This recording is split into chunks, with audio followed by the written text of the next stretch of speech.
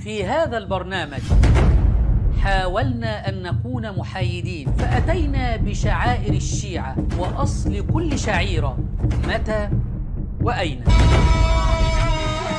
ثم أثبتنا أن الشيعة قد أخذوا بعض الشعائر من البوذية والهندوسية وسموها بالشعائر الحسينية، أخذوا بعض الشعائر من اليهودية والنصرانية وسموها بالشعائر الحسينية،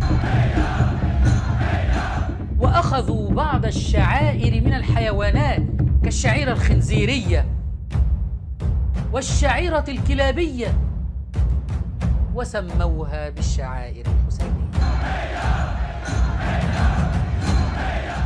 فانتظرونا قريبا في برنامج شعائر شيعية.